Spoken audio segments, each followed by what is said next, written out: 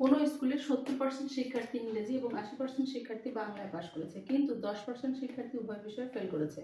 যদি উভয় বিষয়ে 300 জন শিক্ষার্থী পাশ করে থাকে, তবে ওই স্কুলে কতজন শিক্ষার্থী পরীক্ষা দিয়েছে? অঙ্কটা একটু বড় এবং বুঝতে হবে।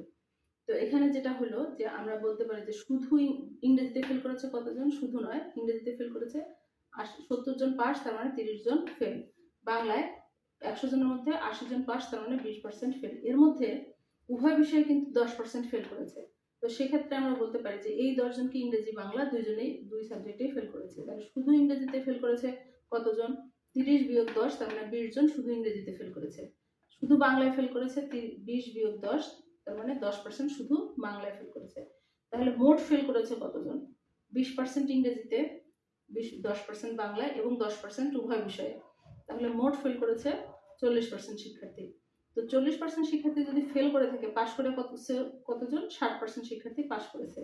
তাহলে উভয় বিষয়ে পাশ করেছে 100% বিয়োগ 40% সমান 60%। তো 60 জন পাশ করলে শিক্ষার্থী হচ্ছে 100 জন, একজন পাশ করলে শিক্ষার্থী 100 ভাগ 60 জন, 300 জন পাশ করলে শিক্ষার্থী 100 ভাগ 60 গুণন 300। কাটাকাটি করলে 60 দিয়ে কাটলে 5 60 300, তাহলে 5 5 100 তে 500, তার মানে 60 জন যদি পাশ করে থাকে তাহলে শিক্ষার্থী 300 জন পাশ করলে মোট শিক্ষার্থী ছিল 500 জন।